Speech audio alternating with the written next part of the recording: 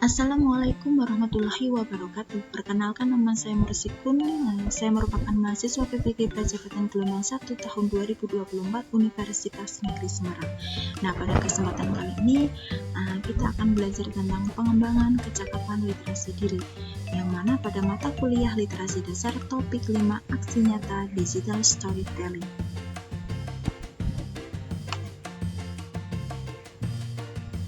Nah, pada pembahasan pengembangan kecakapan literasi ini terdiri dari dua yang akan kita bahas, yaitu adalah refleksi serta digital storytelling, yang mana refleksi ini terdiri dari satu, pemahaman baru yang didapat setelah mempelajari konsep literasi pengembangan diri.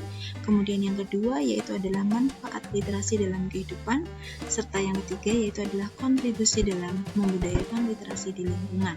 Kemudian selanjutnya yaitu adalah digital storytelling.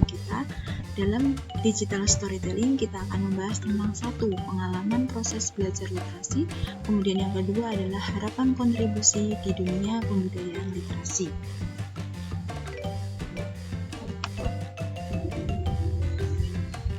Satu, pemahaman baru yang didapat setelah mempelajari konsep literasi pengembangan diri. A. Memahami kebutuhan literasi peserta didik. Nah, setelah mempelajari konsep literasi pengembangan diri, yaitu saya dapat memahami serta mengembangkan kemampuan saya dalam merancang, mengimplementasikan, dan evaluasi kegiatan literasi di sekolah dasar, serta lebih memahami konsep literasi dasar, tujuan, dan aspek literasi dasar, sehingga saya dapat memahami kebutuhan peserta didik.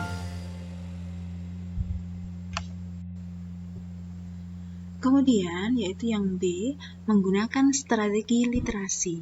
Nah, saya dapat mengetahui strategi apa saja dalam membangun budaya literasi, yaitu mengkondisikan lingkungan fisik ramah literasi, mengupayakan lingkungan sosial yang efektif, mengupayakan sekolah sebagai lingkungan akademis yang literat.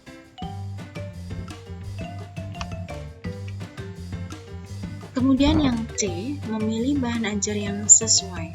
Saya dapat memahami dan memilih bahan ajar yang sesuai dalam pembelajaran.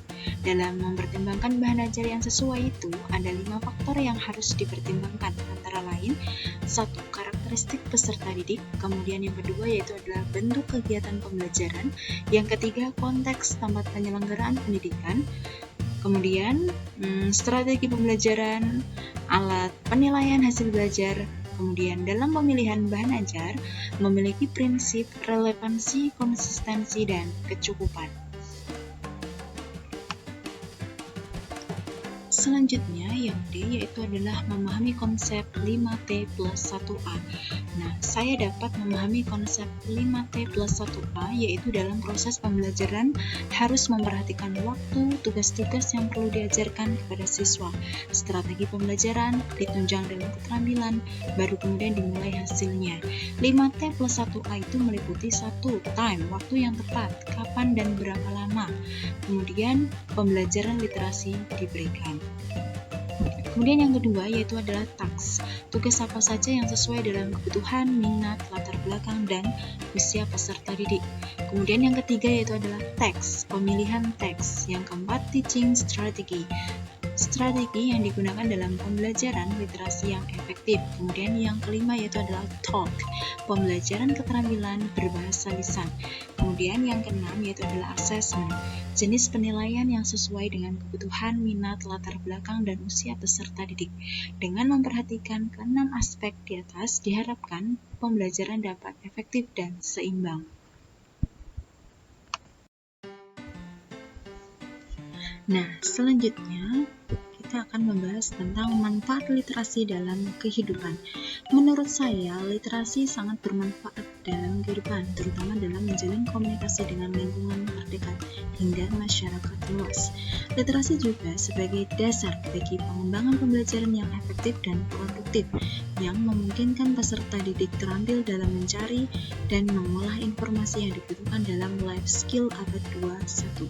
Selain itu, juga bermanfaat dalam yaitu menambah wawasan dan informasi baru, meningkatkan kemampuan interpersonal, kemudian melatih kemampuan berpikir dan menganalisis. Selanjutnya yaitu adalah meningkatkan konsentrasi seseorang. Pembahasan kita yang selanjutnya yaitu adalah kontribusi dalam membudayakan literasi di lingkungan. Nah, yaitu 1. Membiasakan membaca 10-15 menit sebelum pelajaran dimulai. Kemudian, membuat pojok baca kelas. Nah, selanjutnya melakukan kunjungan perpustakaan.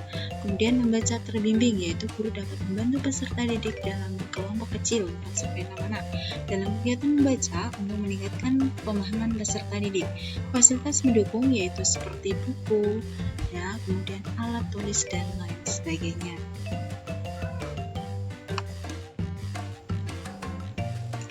Nah, setelah kita membahas tentang refleksi dalam pengembangan kecakapan literasi diri, nah saat ini kita akan membahas tentang digital storytelling, yang mana digital storytelling ini berisi tentang pengalaman proses belajar literasi. Nah, pada kesempatan kali ini saya akan belajar tentang pengalaman saya selama proses belajar literasi. Nah, pengalaman saya berliterasi berawal dari pembiasaan guru bahasa Indonesia saya ketika masih berada di bangku SMA. Saat itu, guru bahasa Indonesia membangun budaya literasi dengan membiasakan dan mengharuskan peserta didik untuk selalu mengunjungi perpustakaan untuk membaca maupun meminjam buku sesuai dengan minat masing-masing peserta didik setiap harinya, baik di jam istirahat ataupun pada saat waktu lenggang. Kemudian setelah peserta didik menyelesaikan buku bacaannya, kami diharuskan untuk membuat resume dari buku bacaan yang telah kami baca. Setelah itu kami mempresentasikan apa yang telah kami baca dengan resume tersebut di depan kelas. Kemudian setelah guru bahasa Indonesia saya menilai dari hasil resume tersebut, dari hasil buku bacaan tersebut, banyaknya buku yang telah kami baca diakumulasikan kemudian menjadi poin untuk menambah nilai kita.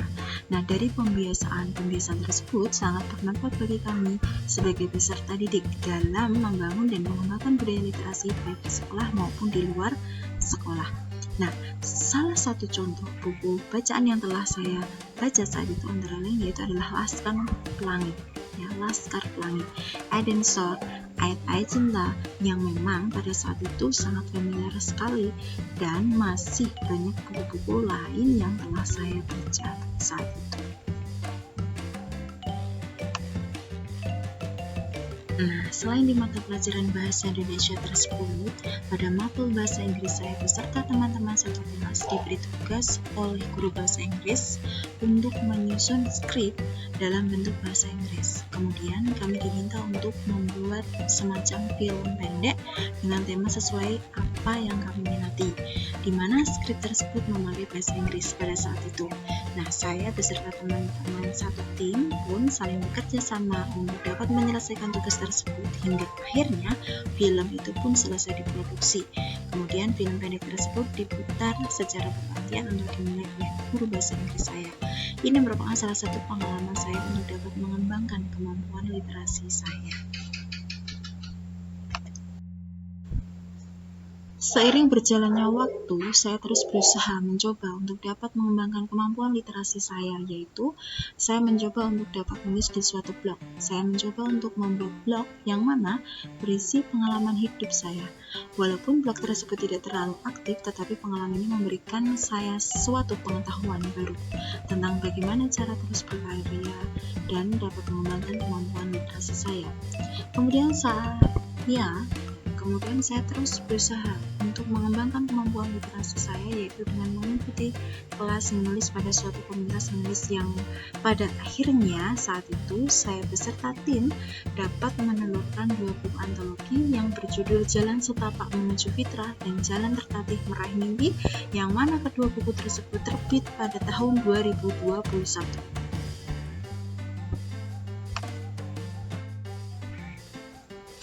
Nah, tidak hanya sampai di situ, saya mencoba hal baru, yaitu saya membuat channel YouTube yang harapannya channel tersebut sedikit banyak dapat bermanfaat bagi sesama. Channel YouTube tersebut yaitu adalah Nai Anchors Channel yang kontennya berisi tentang bahasa Inggris dasar. Dan hingga saat ini channel tersebut menunjukkan perkembangan yang baik. Ini terlihat dari viewer dan subscriber yang terus bertambah. Dalam 5 bulan terakhir ini, ada salah satu konten saya yang viewernya menunjukkan perkembangan yang baik, yaitu adalah 47.000 viewer. Nah, hal ini merupakan hasil yang positif untuk channel saya ke depannya.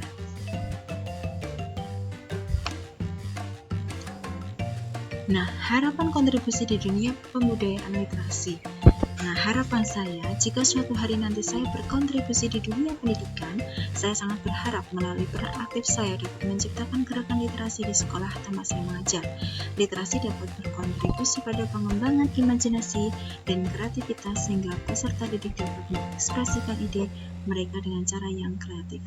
Saya berharap peserta didik saya nanti mampu meningkatkan keterampilan dalam membaca, menulis, berbicara, menghitung, dan memecahkan masalah terhadap tantangan serta mampu menemukan solusi dengan baik. Serta saya berharap semua pemangku kepentingan di sekolah dasar tentang dunia baca anak harus mempunyai growth mindset, ya, serta selalu mau bekerja sama untuk mencapai tujuan pembelajaran literasi yang diharapkan.